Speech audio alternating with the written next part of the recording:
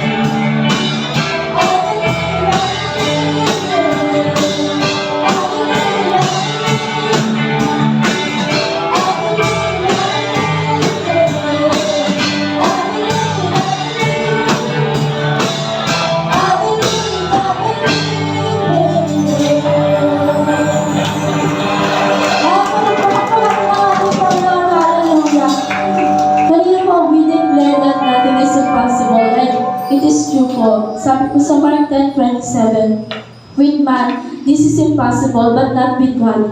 All things are possible with God.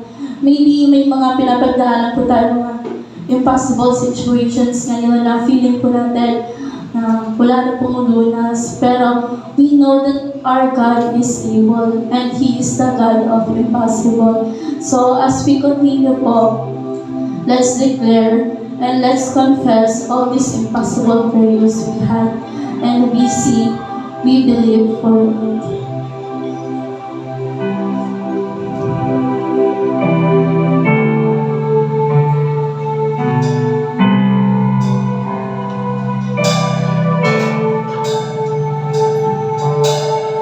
They say this mountain can be moved.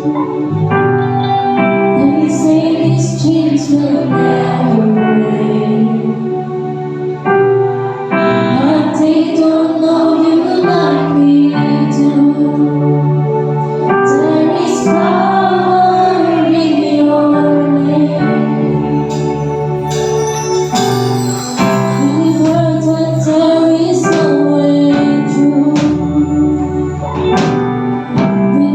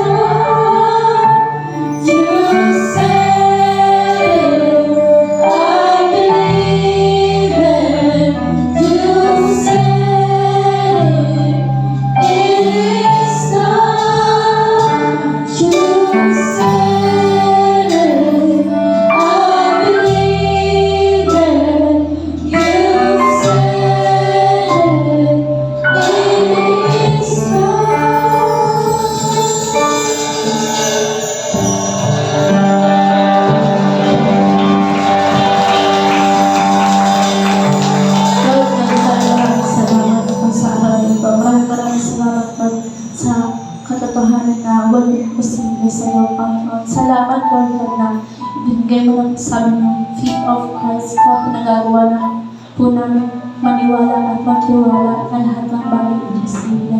At Lord, lahat ng bagay ay posible sa iyo, Panginoon. Lahat kaya namin gawin dahil ikaw kasama namin, Panginoon. Lord, maraming salamat po sa iyo po. Itaas na papuri po sa bahay sa salamat sa mga sa pakapangyarihan ng Panginoon Jesus. Amen.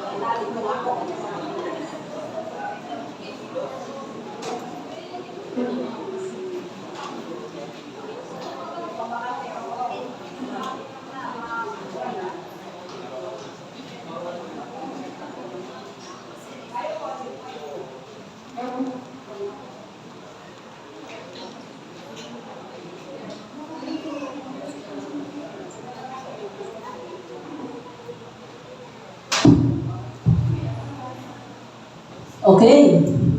Lahat po ba maganda ng mga pwesto? Yes! Amen. So, ako na naman po ngayon ang nakatayo sa inyong unahan. At palagay ko, kasi hindi ako mapalagay. Nagsinking na sa mga kaisipan niyo na every time that I stand here in front of you, what do I expect to see? Smile! Smile. Maganda po na lahat nakangiti, nakakagwapo at nakakaganda. Amen? Yes. And it is my great commitment in myself that habang ako nakatayo dito, hindi ko aalisin ang ngiti sa aking mga labi. Can I expect the same from you? Yes. Amen. Sapagkat walang mga anak ng Diyos na hindi maganda. Amen? Amen. This is the day that the Lord has made. We will rejoice and be glad in it. Hindi ka pwedeng mag-rejoice na ikaw ay nakasimangot. Tama po ba? Yes.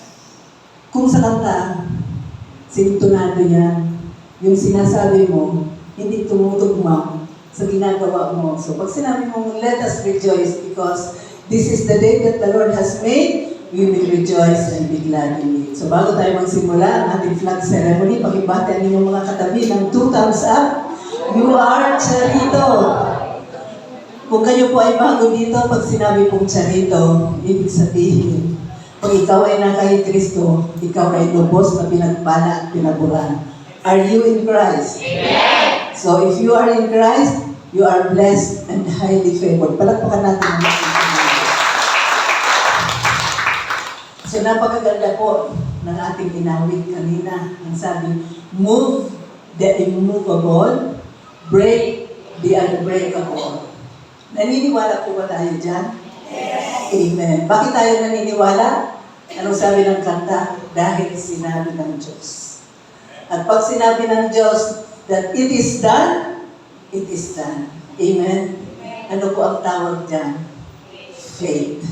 So, ating pong ipagpapatuloy ang nasimulan natin. Actually, this is the third part of the series, the theology and practice of biblical faith. But before that, let us pray. Heavenly Father, we thank you so much for this beautiful day. Indeed, O God, this is the day that you have made. We will rejoice and be glad in it. Thank you so much, Father, because you inhabit the praises of your people. Indeed, O God, you are in the midst of us. And in your presence, Lord, there is joy. There is joy in the house of the Lord. Thank you so much, Father. Muli sa araw na ito kami ay tuturuan mo, Panginoon. Bubuksan mo ang aming mga kaisipan. Bubuksan mo ang aming mga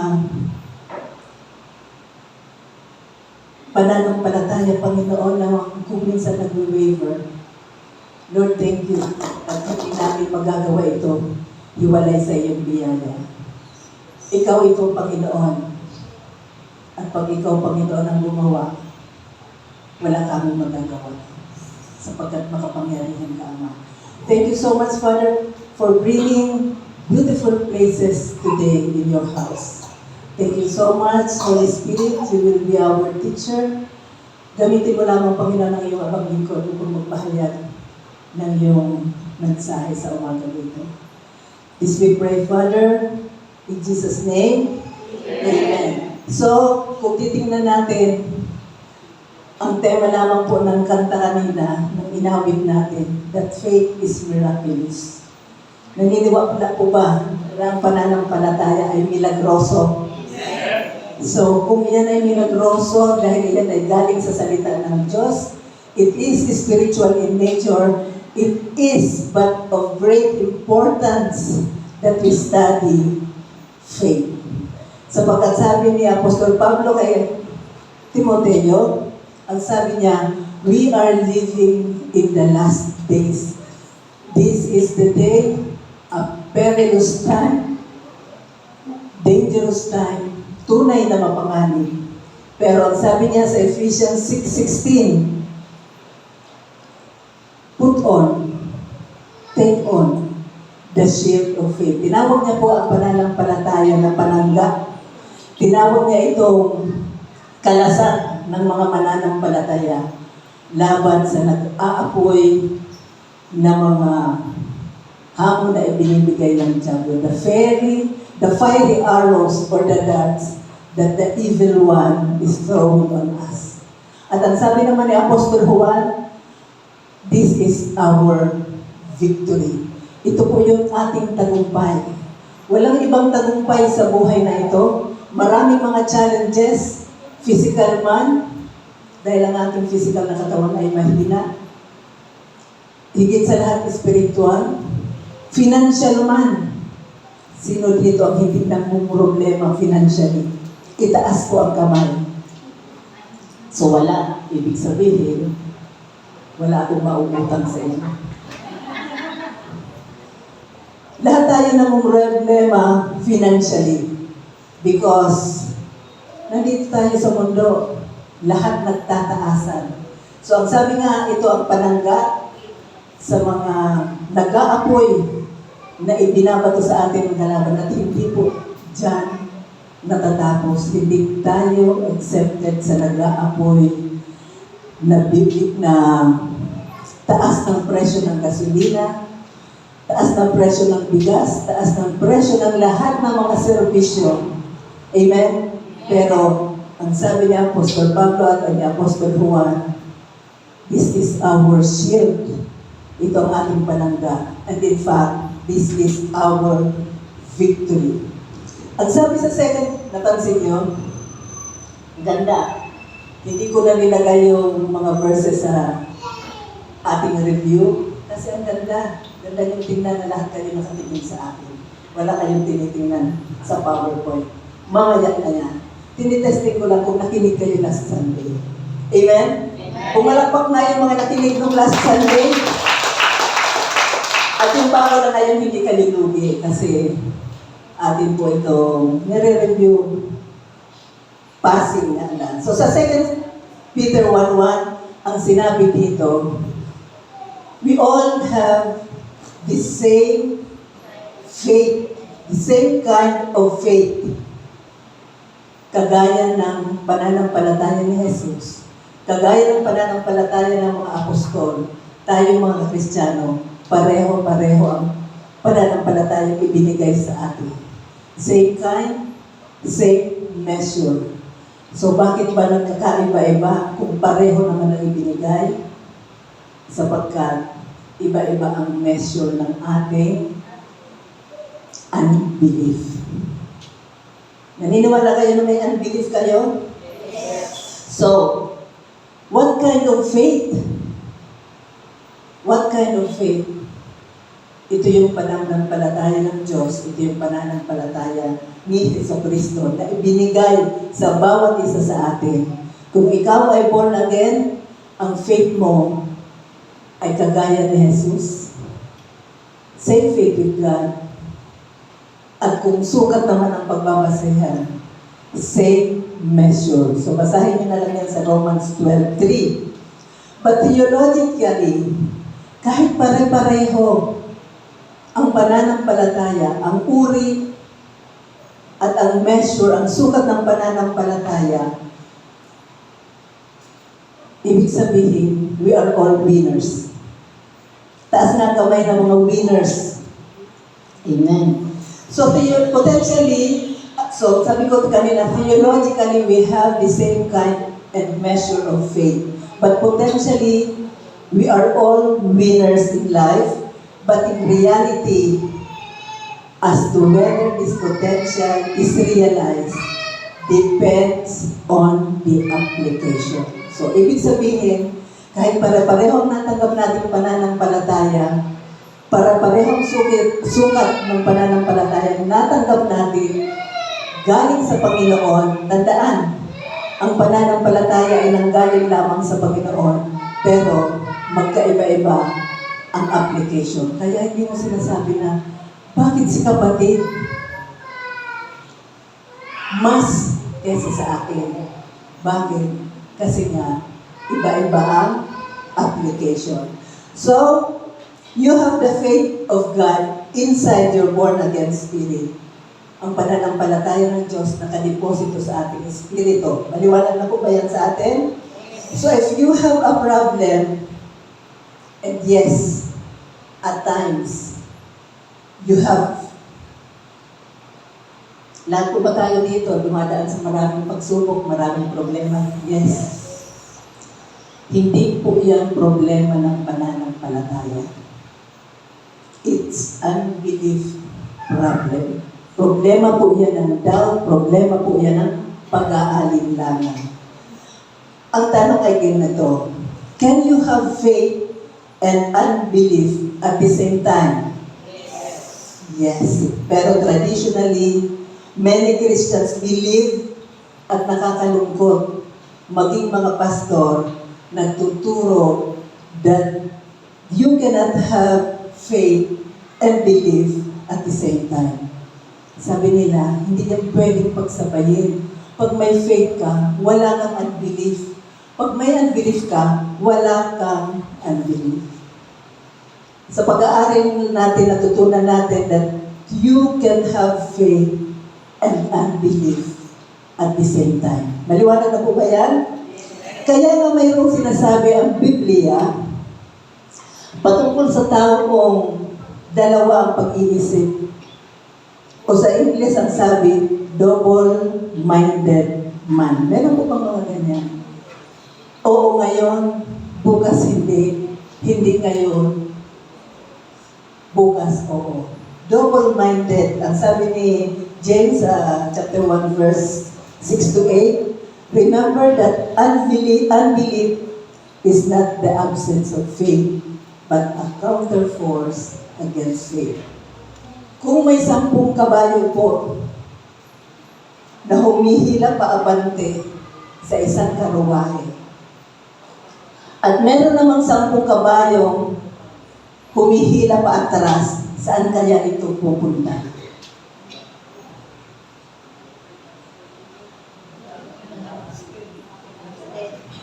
Ini-imagine niyo pa yung karuwahe? Ini-imagine mo pa yung 10 kabayo? Nag-imagine ka pa ng 10 kabayo humihila paatras? Wala pong pupuntahan. Hindi po dahil walang lakas yung kabayo, hindi dahil walang lakas yung 10 kabayo humihila, ito'y dahil meron din silang parehas na puwersa na humihila paatras. So, simply, nowhere to go. Amen? walang pupuntahan yun. Ang sabi ni Jesus, not big faith, but pure faith. Kung walang nangyayari, hindi ibig sabihin walang faith. Amen? Dahil hindi nangyayari, kung wala yata akong pananampalataya. Pwede mong sabihin, kasi meron ka pag-aalinlangan. Amen? Halimbawa, alam ko, binigay ko na ito last Sunday, merong may sakit, at narinig niya merong krusada. May divine healing. Pero pumunta siya, pero hindi siya gumaling. Walang nangyari. Sasabihin niya o sasabihin ng iba kasi wala kang pananampalataya. Ang totoo, pupunta ba siya sa krusada kung wala siyang faith? Hindi ba pumunta siya kasi may faith siya? Kaya lang, meron din unbelief. At ang kanyang unbelief ang naging counter force. Ito yung kumontra na humihila ng kanyang faith upang hindi makaabante at maabot ang inaasam na himala ng kagalingan. So, wala pong problema sa faith kasi napag-aralan natin, we all have the same kind and measure of faith. We have that faith inside our born-again spirit, and it is enough to bring you into your desired miracle. However, you have to deal with your unbelief. Amen? Kailangan mamanage mo yung unbelief. Dahil ang sabi ni James, a man who doubts is like a wave of the sea, blown and tossed by the wind. At ang sabi niya, tandaan niyo, hindi makakamtan ng taong yan ang inaasam niya.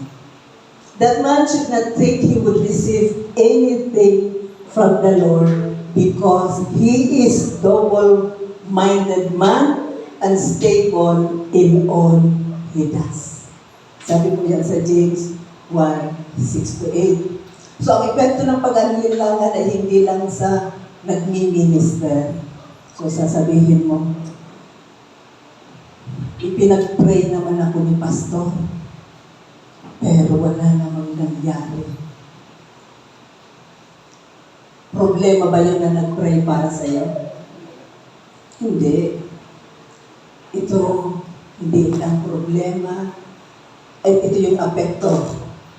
Hindi lang sa nagmi-minister, kundi sa mini-ministeran. Yung taong mini-minister niya. Tandaan po natin, si Jesus ay walang problema sa faith. Pero ang mga taga-Nazareth ay bat-bat ng pag-aalinlangan. Kaya ang nangyari, mismo si Jesus ay hindi nakagawa ng maraming milagro doon maliban lang sa ilang mga gumaling. Ang sabi sa Matthew 13:58, now He, Christ, did not do many mighty works there in Nazareth because of their unbelief. Wala bang power si Jesus? Wala bang power si Jesus? Nasa kanya ang power. Hindi siya mauubusan ng power.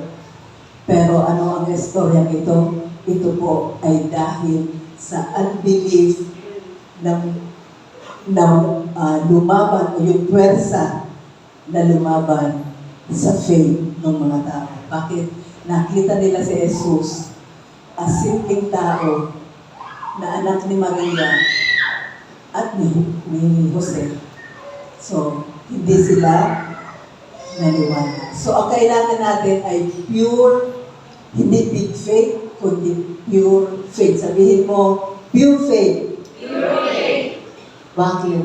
Ang sabi ni Jesus, kahit buti lang ng mustasa, mapapalipat mo ang bundok. Tama po ba? Kahit anong laki ng problema, dahil pa to sa iyo ng kalaban, kaya mo. Kasing liit lang ng butil ng mustasa, Pero yung big faith na sinasamahan ng big doubt, walang mangyayari. Pero maliit na pananampalataya lang. Maliit na pananampalataya lang. Puro, walang pag-aalinlangan. It will yield miracles. Amen? Amen. Amen. So, miracle happens. So, iyan po ang simpleng review ng ating nakaraan na mensahe. Okay. Pakibasa ka po ng malami.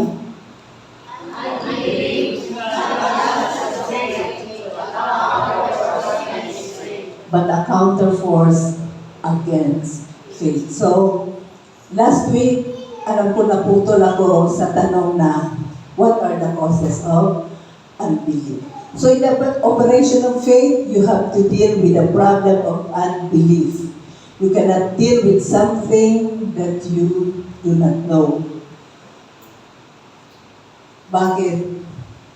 Kailangan natin itanong, what is unbelief? Unbelief is not the absence of faith, but a counterforce against faith.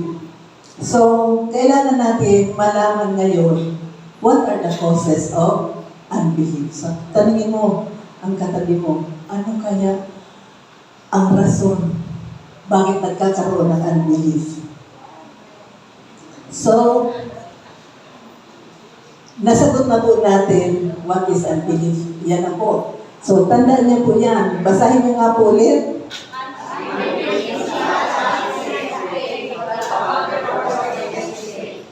But a counterforce against faith. So, sabi ko last week, ipagpapatuloy natin, what are the causes of unbelief? Ano kaya ang mga rason?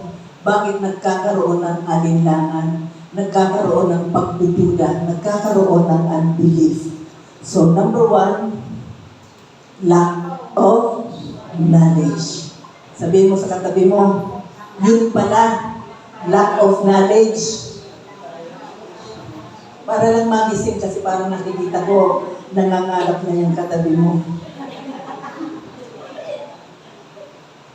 Sabihin mo, kaya pala ako nagkakaroon ng unbelief kasi kulang ang kaalaman ko at wala akong kaalaman.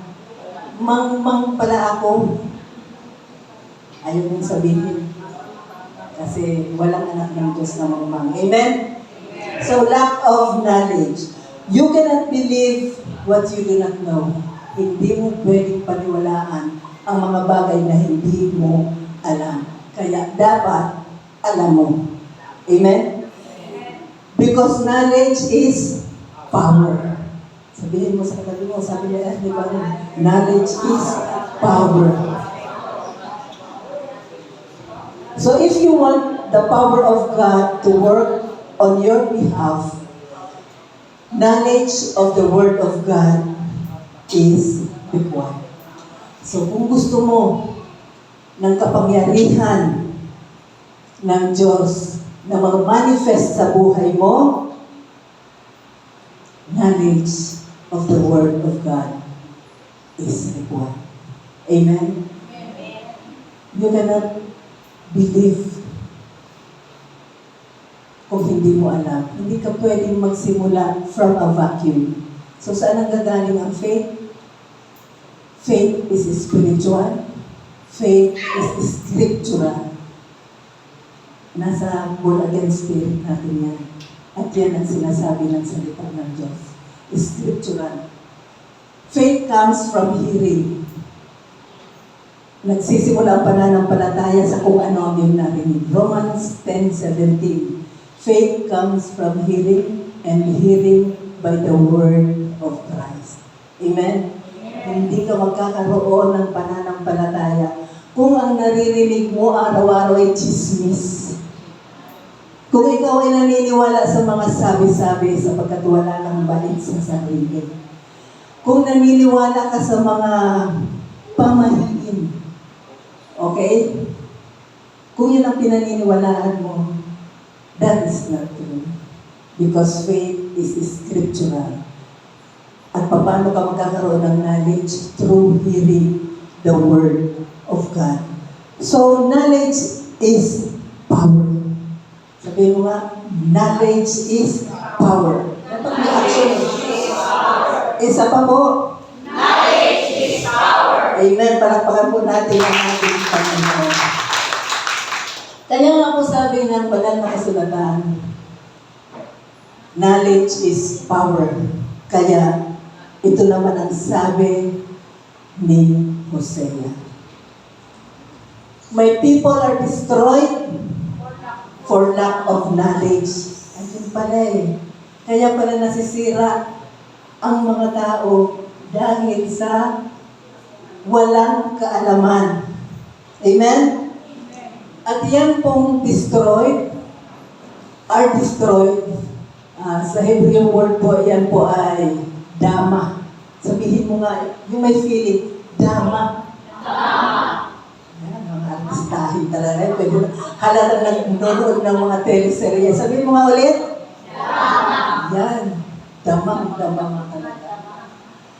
So, isang ibig sabihin dyan, brought to silence. Sa Tagalog, pinatahimik, pinatameme, walang kibo, hindi makakibo, tameme, walang masabi, hindi na makapagsalita, hindi na makakibo. At ang isa pa, belittle, minaliit. Pakinggan mo kapatid, kapag ikaw ay walang kaalaman, o maging kulang sa kaalaman, ikaw ay mamaliitin ng tiyaplo. Hindi ka mamaliitin ng kapitbahay mo. Hindi ka mamaliitin ng asawa mo. Mamaliitin ka ng tiyaplo. Patatahimikin ka ng tiyaplo, sisirain ka ng tiyaplo, sisirain ng tiyaplo ang iyong buhay at hindi ka makapalag. Paano po ba ang action ng hindi ka makapalag? Tahimik na lang. Kasi hindi ka makapalag. Hindi ka makakibo. Kagat bila, kagat labi, ikaw ay nagturusa ng tahimik. Amen? Bakit po? Wala kang alam eh. Mangmang ka. So nagturusa ka ng tahimik. You are suffering in silence. Hindi ka makatayo upang angkinin ang mga bagay na binayaran ni Kristo sa iyo ng libre. Hindi ka maka-argue sa kalaban. Bakit? Hindi mo alam. So, hindi ka makatayo at hindi mo kayang angkinin kung ano man yung mga bagay na binayaran na ni Kristo sa krus ng Kalbaryo sapagkat hindi mo nga alam. Amen? Kaya dapat alam mo. Sabi mo sa katabi mo, dapat alam mo. Ibig sabihin lang yan, grabe. As in, grabe ang kamangmangan. Hindi mo alam na binayaran na at hindi mo alam na madami ang pinamana sa iyo ang Diyos dahil sa tinapos niyang gawa sa krus ng Kalbaryo. Ano yung mga pinamana niya? Buhay na walang hanggan, kagalingan, katagumpayan. Grabe, hindi mo alam, hindi ka makapalag dahil hindi mo alam, hindi ka makatayo. Tameme ka na. Amen? So, hindi mo alam na ang laki pala ng pamana sa iyo. Namumuhay ka ng pulubi. Bigla kayo natahimik. Of course, ayaw nyo ng word na pulubi. Amen? Kasi ang pangako ng Diyos, si Kristo bagaman, siya'y nagpakahirap, siya'y naging pulubi para pagdating ng panahon, ang sino mang mananampalataya sa akin, iaangat ko ang buhay. Pagiginhawain ko ang buhay. Payayamanin ko. Ipopromote ko. Amen? Amen. Yung dati kong sahod na 10,000, naging Oh my Lord, thank you. Ang laki na. Amen? Amen. Grabe. So, kung hindi mo alam, meron ka palang mana. At kung hindi mo alam, kawawa ka naman. So, huwag mong sasabihin yan sa katabi mo. Kasi hindi yan kawawa, tingnan mo. Ang lusog. Namumula ang pisngi. Amen? Hindi yan mulumbi. Bakit? Ka nagdudusa. Ang sabi ng Ama, anak ko, hindi ka na kailangang magdusa. Nagdusa na ang anak ko doon sa krus ng Kalbaryo para sa iyo. Amen? Palakpakan natin ang ating My people are destroyed for lack of knowledge. Ano pa ang Hebrew word? Dama. Damang-dama mo ang paghihirap. Amen? Sapagkat hindi mo alam, uulitin ko, alam niyo po ba ang taong may pera pero hindi niya alam na marami siyang pera ay kaparehas lang ng taong walang pera? Dahil hindi niya alam. So, parehas lang ang damdamin ng taong may pera na hindi niya alam at ng taong may pera. Mali pala. Parehas lang ang damdamin ng taong walang pera at ng tao na may pera pero hindi niya alam. Yung taong walang pera, kakaba-kaba. Paano ba yung itsura ng kakaba-kaba? Pakita na ng mga mukha na kakaba-kaba. Akala ko ba mga nanonood kayo ng teleserye? Paano ba si Tanggol pag siya'y kakaba-kaba? Nalaman nyo na. Yes, nanonood ako kay Tanggol. Okay?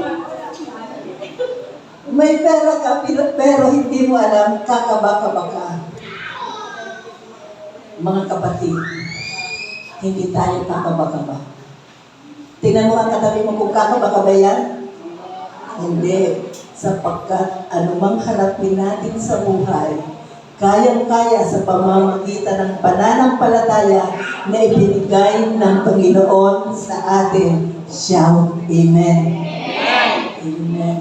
So, knowledge is power. You cannot start from a vacuum. So, you should know. Amen?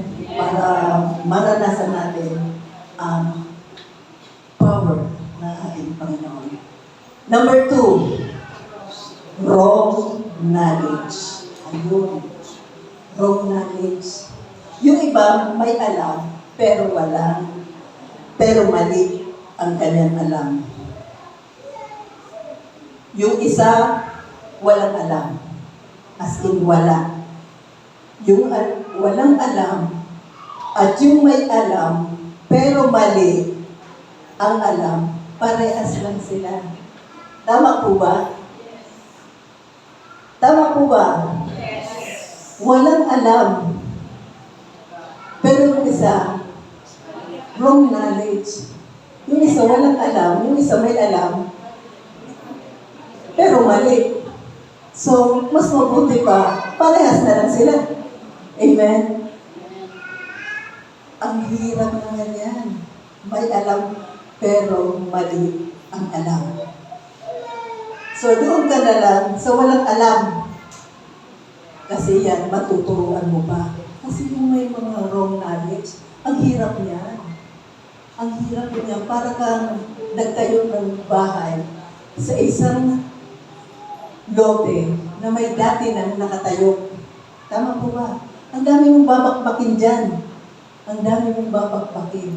Kailangan maging zero yan para makatayo na ng bago. So yung alam ng tao ito na mali, kailangan mo munang bakbakin. It will take time. Amen po ba? Kasi hindi mo pa talaga yung mapapapayag kasi meron ang alam. Minsan nga, ipapamukha pa yan sa yung mga sabi sa akin. Hindi. Kaya minsan sabi, okay na yan. Wala namang mawawala. Bakit? Hindi niya alam. Sapagkat ang alam niya, hindi biblical.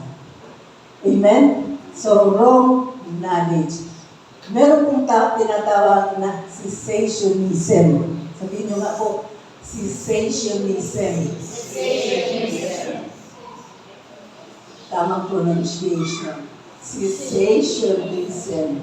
So ano po ito? Cessationism is a Protestant doctrine that spiritual gifts such as speaking in tongues, prophecy, and healing cease with the apostolic age. No more healing and miracles today. Ang tawag po sa mga pastor na naniniwala dito ay cessationist. From the word cease, natapos na. Tumigil na ang lahat ng milagro nung mamatay na ang lahat ng mga apostol. So wala nang milagro. Kaya kung may sakit ka, kailangan mo na lang ay medisina, kailangan mo na lamang ay hospital, kailangan mo na lamang ay doktor. Balansihin natin. Hindi po tayo against sa medisina, hindi po tayo against sa doktor, hindi po tayo against sa hospital. Hindi po tayo against, hindi po tayo laban po dyan. Hindi po natin sinasabihan mga kabiyaya na huwag magpa-doktor. Baka sabihin nyo pag labas mo dyan, ang turo naman dyan, huwag na magpa-doktor. Hindi po natin yan sinabi. May record po tayo, kaya hindi po tayo pwedeng akusahan. Ang ibig ko lang pong sabihin, kahit po ikaw ay magpa-doktor o magpa-hospital, uminom ng maraming gamot, maliban ang iyong katawan ay mag-respond doon sa medisina, you will still die. Amen? Kahit maraming gamot, kahit mamahaling hospital, bigating doktor, unless and until na yung katawan mo ay mag-respond doon sa medisina, you will still die. Kaya po yung gamot na pumapasok sa katawan, hindi po yun. Kaya nga pag merong mga may sakit at pagpapahospital, ano po ang prayer natin? Lord, ikaw po ang aming manggagamot. Gamitin mo po ang doktor na titingin sa kanya. Ituro mo po sa amin kung saan ang dapat na hospital at ang mga gamot na irereseta ay maging mabisa sa sakit ng kapatid na ito. Amen? So, hindi po tayo against. Hindi po tayo against. Unless na mag-respond po ang katawan sa nire-reseta ng doktor, sapagkat ang kaya lamang po ng doktor ay magreseta ng gamot. Ang magagagawa lamang po na ang katawan natin ay mag-respond sa gamot ay ang Diyos. Amen? Sino lang ang pwedeng makagawa na mag-respond ng gamot? Ang Diyos. Bakit? Sapagkat ang Diyos ang gumawa sa ating katawan. Amen? Kaya may gamot o wala, may hospital o wala at gumaling ka, ang Diyos ang totoong nagpagaling sa iyo. Amen? Amen? So, hindi tayo laban sa gamot. Hindi tayo laban sa doktor. Salamat sa mga doktor. Salamat sa mga buhay nila. Sila po ay kasangkapan. Kasangkapan, pero hindi po nila yan magagawa hiwalay sa biyaya ng Diyos. Kaya lahat-lahat po ito ay biyaya. Amen? Lahat-lahat po ito ay biyaya ng Diyos. Kaya sabi ng mga cessationist, wala na, hindi na nagpapagaling ang Diyos. Dati nagpapagaling siya, pero ngayon, hindi na. Doktor na lang ang magpapagaling. Doktor na lang ang nagpapagaling. Mali po yun. Sabihin mo, mali yun. Mali talaga. Bakit po? Malakay 3:6. Ano po ang sabi ng Diyos? I am the Lord, I do not change. Sabihan pa natin ang isang versikulo. Hebrew 13:8, Jesus Christ is the same yesterday, today, and forever. Kung nagpapagaling siya noon, nagpapagaling po siya ngayon, at patuloy po siya magpapagaling dahil hindi po siya nagbabago. Amen? Pakapagod natin ang ating Panginoon.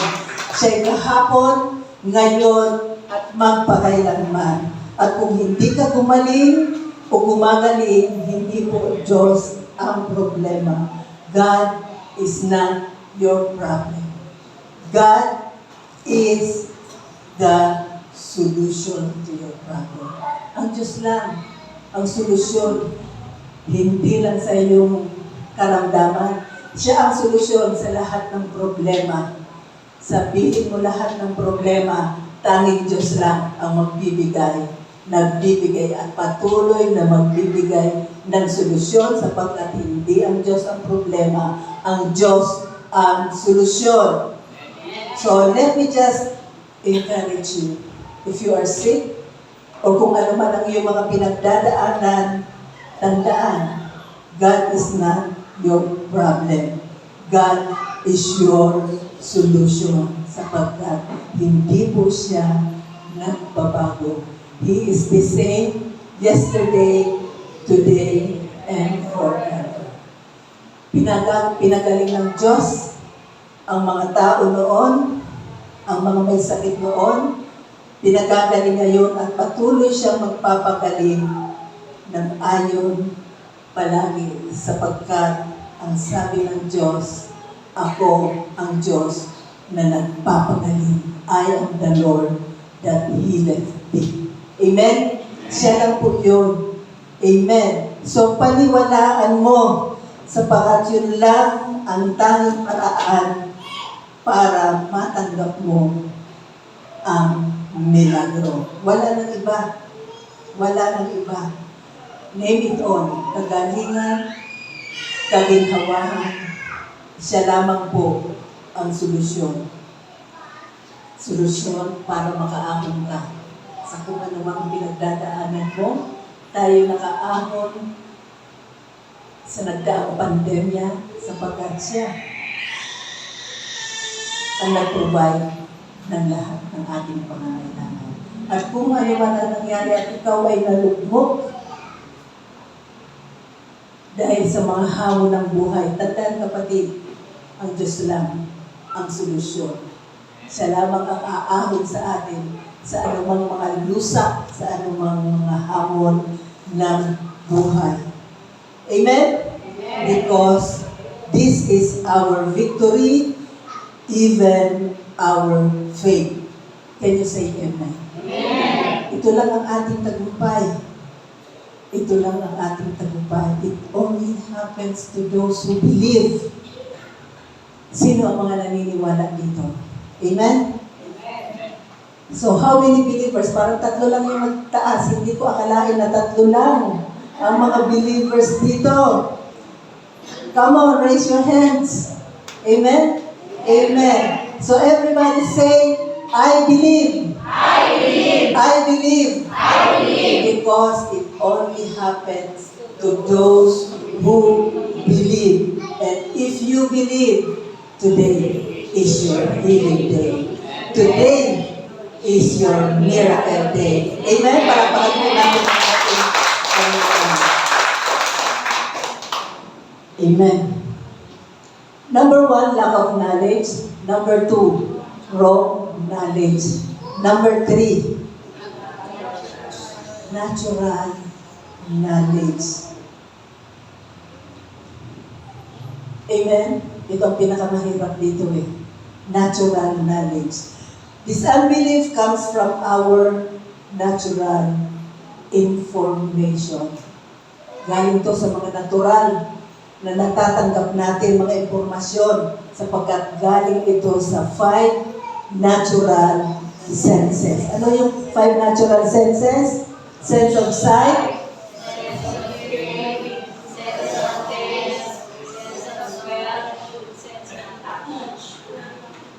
para yung iba, nawala na, ulit niya. Kasi kung mamarkahan mo kanya, parang wala kang ipapasa eh. Stricto ka naman masyado, pastora. Kaya nga hindi ako nag-teacher eh. Hindi, joke lang. So what are our natural five senses? Sense of sight, sense of smell, sense of hearing, sense of taste, sense of touch. So nanggaling sa 5 senses. Amen? Galing sa 5 na ito. Kaya sasabihin mo, nalasahan mo ba? Ano ang lasa? Matamis. Narinig mo ba? Ano ang narinig mo? Chismis. Version ko na lamang yun. So, beyond the 5 natural senses, there is no way we can never know. Ito po yun talagang kalakaran ng mundo. Kasi sa mundo, to see is to believe. Tama po ba? Sa mundo, to see is to believe. Bakit? Tayo ay pinangungunahan ng 5 natural senses. Kaya pag tinanong ka, alam mo ba? Ako hindi. Hindi ko alam kasi hindi ko naman nakita. Hindi ko alam kasi hindi ko naman narinig. Hindi ko naman nahawakan. Hindi ko naman naamoy. Pero the moment you operate in the operation, the moment you operate in the realm of faith, mga kapatid, you begin to move out from the realm of the natural, going to the realm of the supernatural. Bakit? Because faith is supernatural. Supernatural. It is in the realm of the supernatural. In the supernatural, miracles happen. So, kailangan natin mag-step out from the natural senses para maranasan natin yung supernatural. At pag tayo nandoon na, miracles happen. Doon po nangyayari ang milagro.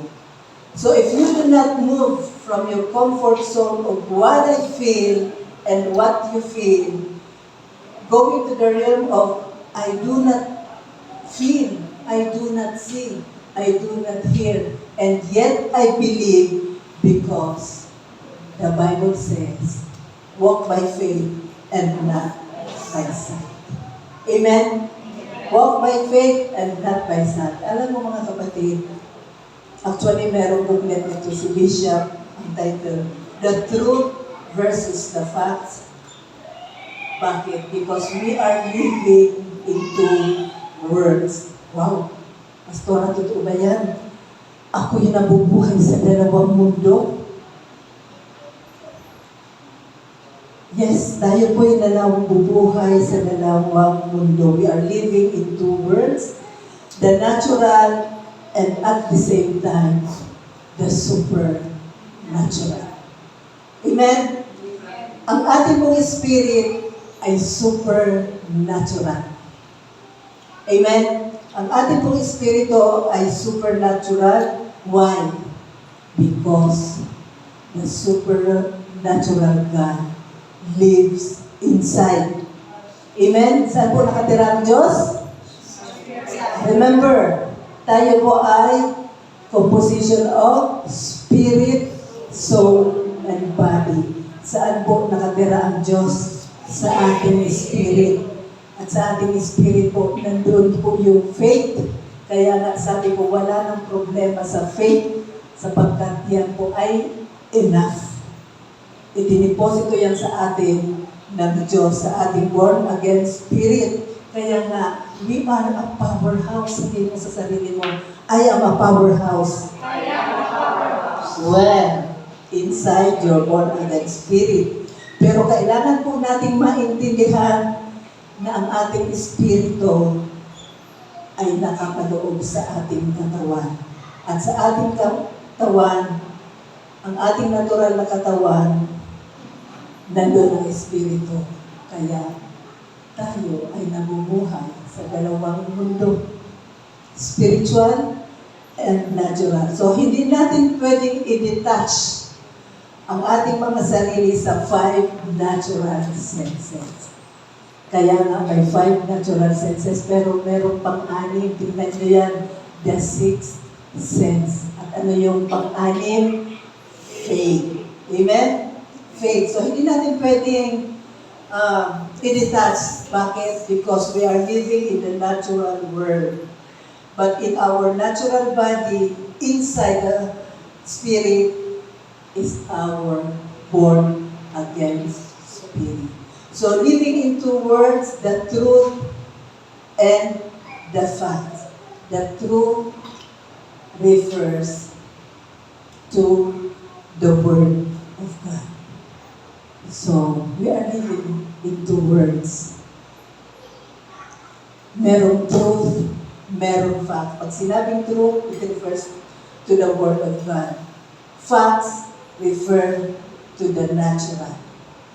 Amen? Bakit? Nasaan yung truth? Nasa espiritu. Nasaan yung natural? Ito po yung mga natural information. Bakit po truth ang salita ng Diyos? John 17:17. The word of God is truth. The only truth is the word of God. Pag hindi sinabi ng salita ng Diyos, huwag mong paniwalaan. Pag hindi yan nakaalan sa salita ng Diyos, huwag mong paniwalaan. Kaya pag sinabi sa iyo, bawal magwalis ng gabi, tanungin mo saan yan nakasulat sa Biblia. Amen? Amen? Dapat lahat nakabase sa salita ng Diyos because the Word of God is the only standard of truth. At yun po ay hindi nagbabago. Pag sinabing katotohanan, hindi po nagbabago. Heavens and earth will pass away, but the Word of God will never pass away. So very powerful po ang truth. Ang makapangyarihan lamang po ay ang katotohanan. Sabi ng Jeremiah 1:12, binabantayan ng Diyos ang kanyang salita upang ito ay matupad. So may word of honor ang Diyos. Pag sinabi niya, binabantayan niya ang kanyang salita. May word of honor. Pero yung facts po, yun po yung mga medical reports, yun po yung mga x-ray, yun po yung CT scan. Pag binigay na po yan, babasahin na po yan ng doktor. Lahat po yan, ang tawag ay medical information. Hindi po yun yung truth. Amen. May papalat ba? Hindi po yun yung truth. Yun po ay fact. Sapagkat yung mga informasyon na yan ay pwedeng mabago. Amen? Pwede po ba unang x-ray yan ang makita? Pangalawa, iba na. Pwede po bang yung CT scan, ito yung resulta? Pagdating ng panahon, nag-iba na. Amen? Pwede po ba yung ultrasound? Unang nakita, binasa. Pero pagdating ng oras, nag-iba na. Bakit? Dahil ang facts, yan lamang po yung mga informasyon available today na pwedeng magbago sapagkat walang imposible sa Diyos. Amen? Amen. So, it is important that your faith is not affected by the available information you have. So, let's always focus on the unchanging Word of God. Kung ang sabi ng medical report, may sakit ka, ang sabi ng Biblia, magaling ka na. Amen? Ang sabi ng medical report, hindi ka makapalag. Yun na lahat ang resulta. Pero naniniwala ka sa salita ng Diyos. Ang sabi niya, sa sugat ni Kristo, siya'y namugbog, siya'y nasugatan, at sa kanyang mga latay, tayo ay magaling na. Amen? So, ang kinin mo, pinagaling ka na ng Panginoon. Amen? You are healed. Walk by faith and not by sight. Walk by faith and not by feeling. Bakit? Yan ang pakiramdam mo. Kasi pilingero ka kasi. Amen? Mahirap? Mahirap. Pero walang imposible sa Diyos. Amen? So, huwag mong pakiramdaman. Ideklara mo, ako ay magaling na, ako ay malakas, ako ay malusog, ako ay masigla, ako'y pinagpala, ako'y pinaburan, at ako'y mabubuhay ng mahaba. Amen? Anong sabi ng salmista? I will not die today but live and proclaim what the Lord has done. I will not die but live and see the salvation of the Lord. Amen? Napaka-powerful po. Pero kung ikaw ay naniniwala sa mga natural, pag may naramdaman ka, sakit ang ulo ko, saan bandang masakit ng ulo ko? Sa kanan. Google ka na ngayon. Google ka na ng Google. Ay naku, ito pala, kaya pala ito masakit kasi ganito. Naku, mamamatay na pala ako, isang linggo na lang. So anong benefit niya? Wala. Mabuti pa kung hindi mo alam, baka inabot ka ng 5 taon. Amen. At pag nagpa-doktor ka, magkikipag-argue ka pa sa doktor kasi inaral mo na pati mga pronunciation na akala mo scientifico ka na rin. So, walang basihan yung mga bagay na yun. So, step out of the natural and walk through the realm of the supernatural, and that is faith. Move out from your comfort zone. Umalis ka. Hindi mo nakikita, hindi mo napapakinggan, hindi mo naririnig. Yung mga naririnig mo, ito yung mga bagay, and yet you believe. That is faith. And when you step in the supernatural, miracles happen. So kung ano yung gusto mo, yun ang sabihin mo. Huwag na huwag mong sasabihin yung mga ayaw mo mangyari sa iyo. Amen?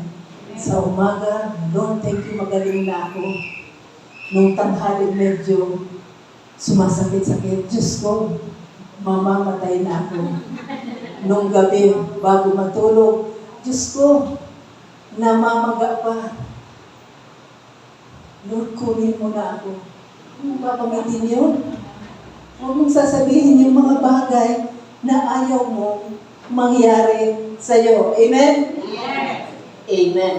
Amen and amen. Palakpakan po natin ang ating Panginoon. Amen? Whew.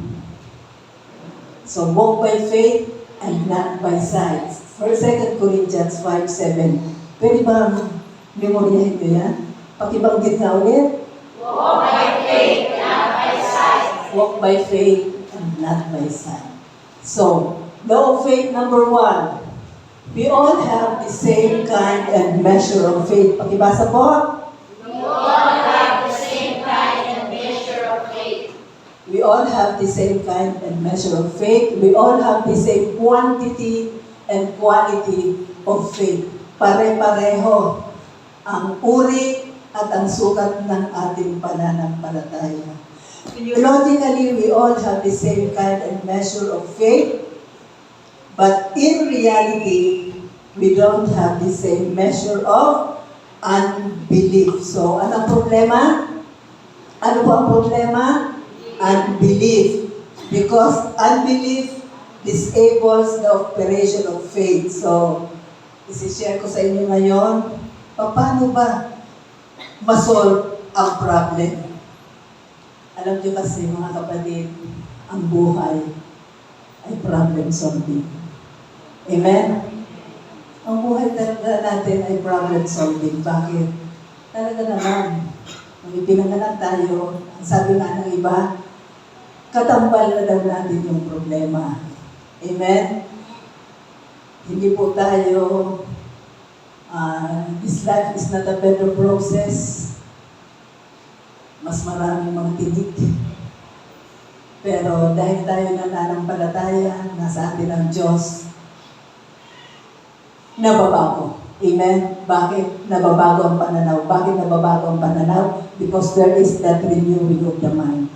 And renewing of the mind, we call it anakaino. Paano marirenew ang mind?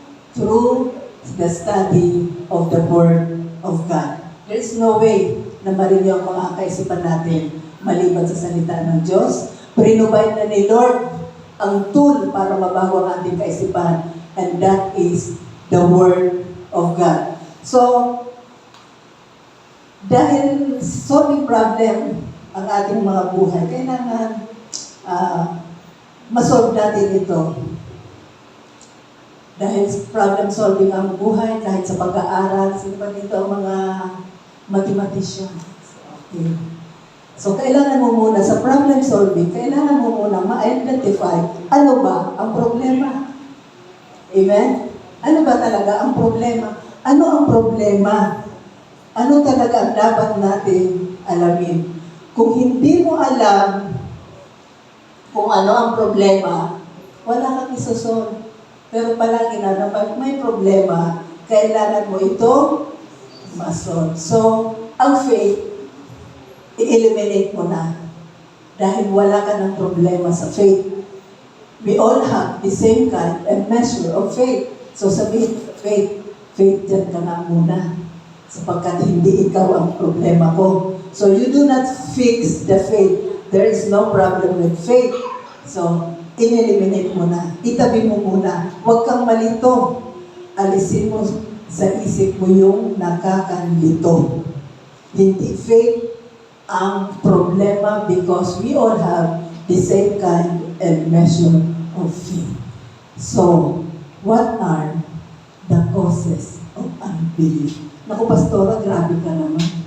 Ngayon pa lang tayo papasok sa iniiwanan mong tanong nung nakaraan. What are the causes of unbelief? Ano ba yan? Ngayon pa lang papasok. So, yung causes, nabanggit ko na naman. Ngayon, ano yung solution to unbelief? The solution to unbelief, umupong diretso, upong mga ligtas, para ma-absorb natin ito. So, anong cause ng unbelief? Number 1, lack of knowledge. Anong solution? Diligently study the Word of God. So, pakibasa pong solusyon. Diligently study the Word of God. Diligently study the Word of God. Hindi mo ma-address ang problema ng lack of knowledge kung tamad ka mag-aral ng salita ng Diyos. Kaya sabihin mo sa katabi mo, huwag kang tamad. Huwag kang tamad. Huwag naman yung salita na parang kang nag-judge, na parang ikaw lang talaga yung magaling. Ganito lang. Huwag tayong tamad mag-aral ng salita ng Diyos. Yun. Hindi yun. Huwag kang tamad. So, get the maximum benefit. Get all the possibilities to study the Word of God. Attend worship service, magbasa, manalangin, kung may live exhibition, makinig, at kung tapos na, mag-was live. Amen? Get the maximum. So, sabi ko naman, Pastoro, nagsimba na ako kaninang umaga. At narinig ko na yan. Naku, yan po yung counterproductive. Hindi po, mali po yun. Ang totoo po, lahat po tayo ay mag-aral ng salita ng Diyos. Amen. Kami po sa EMI, by the grace of God, every time na mag-offer si Bishop ng learnings, kahit na take up na, take ulit. Take lang ng take. Bakit? Ang salita ng Diyos, may progressive revelation. Amen? Mahalin nyo na pag-aralan mo ngayon, pag ibinalik yan, may iba na namang i-reveal. Bakit? Sapagkat there is no way you can understand the Word of God unless by revelation. Amen? So kung tamad ka wala, hindi makakaalagwa. Hindi talaga makakaalagwa. So, hindi po nakakasawang pakinggan ang tinapos na gawa ni Kristo. Amen? Nung ito po ay natutunan namin, grabe, palagi na lang bitin. Palagi na lang bitin. Bakit? Sapagkat napakasarap, hindi nakakasawang pakinggan yung revelasyon ng tinapos na gawa ni Kristo sa krus ng Kalbaryo. Kaya sasabihin mo, tell me more. Gusto ko pang matutunan. Gusto ko pang matutunan. Amen? Ano po ang sabi ni Kristo sa John 5:39? Search ye the Scripture. Search ye, saliksikin mo ang kasulatan. Sa NIV, ang sabi po, diligently study the Word. Diligently study the Scripture. Nandoon yung nag-aaral ka, nandoon yung nag-meditate ka, lahat ng posibilidad na matuto ka, aralin mo. Kaya aral, aral, aral, aral. Amen? Walang tigil na pag-aaral. Sino magbe-benefit? Ikaw. Sapagkat kung ikaw ay dadating na sa mga crossroads ng buhay, dyan na. Diyan mo magagamit kung ano man ang iyong mga napag-aralan. Amen? Amen.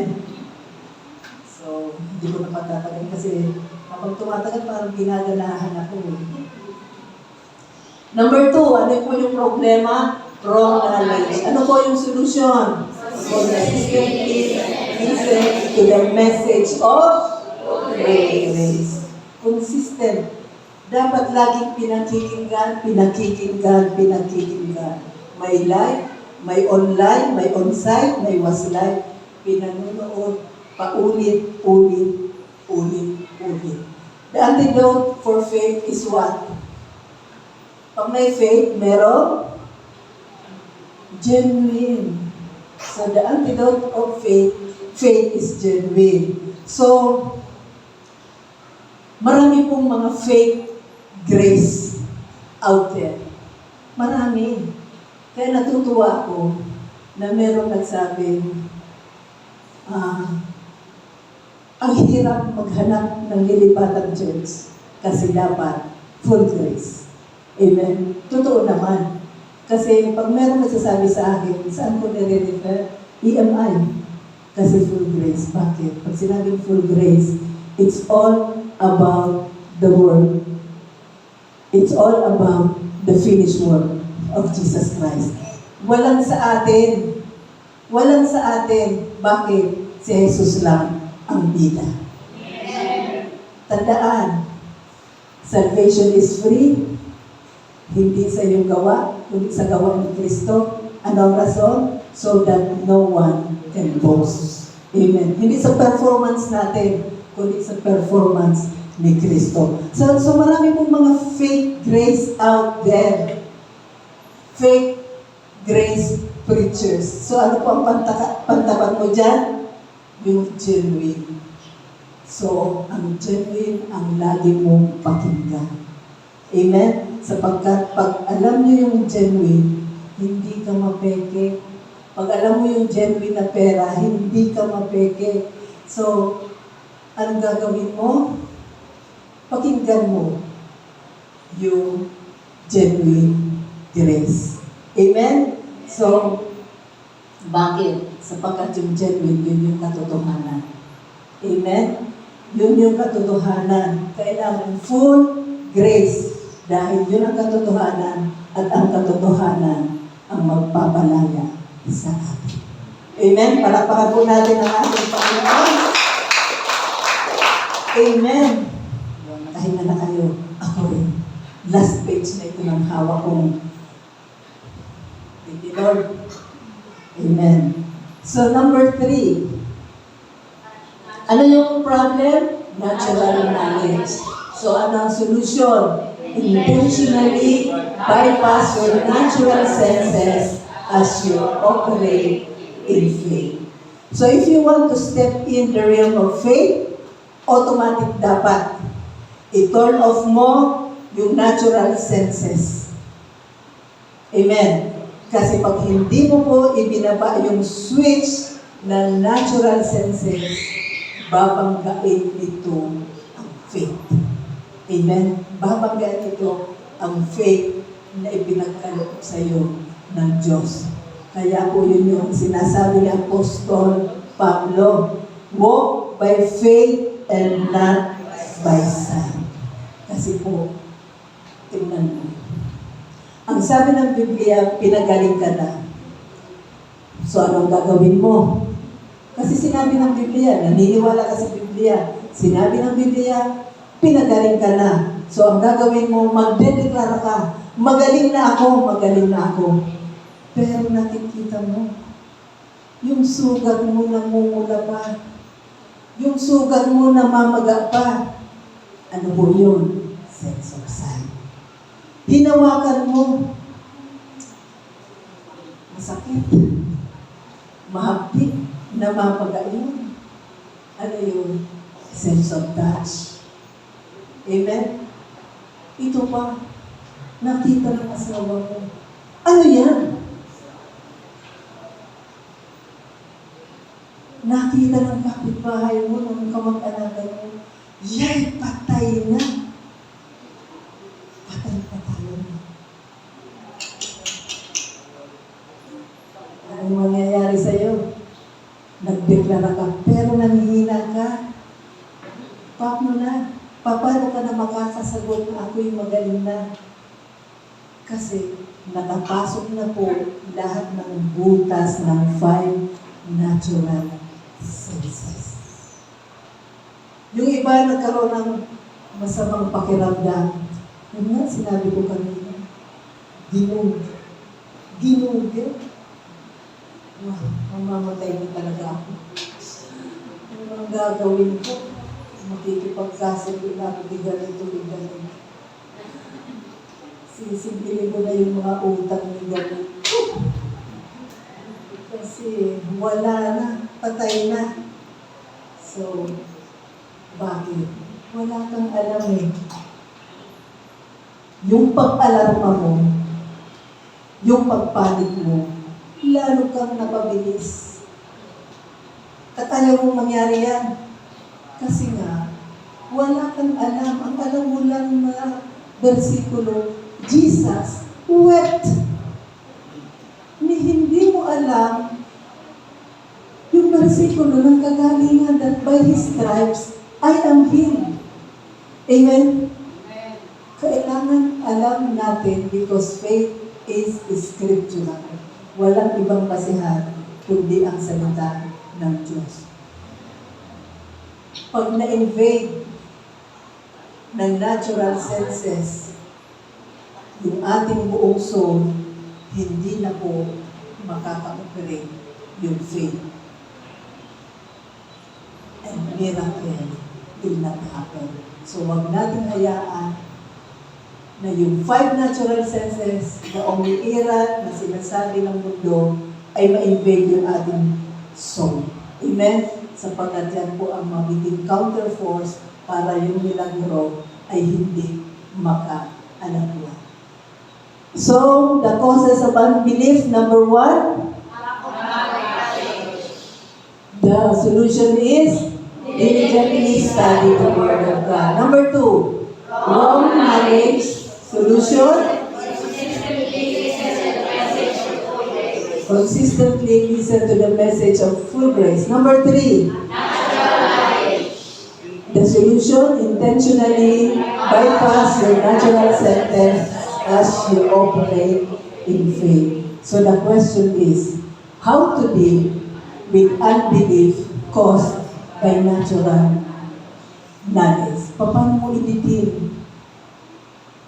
Paano mo pakikitunguhan yung doubt na nagkukos ng natural senses? Next week. Amen? And for the meantime, our big idea is miracles happen when we believe and not doubt. Pakibasa po muli. Miracles happen when we believe and not doubt. Tayo po yung manalangin. Dakilang Diyos ang makapangyarihan sa lahat. Maraming salamat po sa iyong mga salita.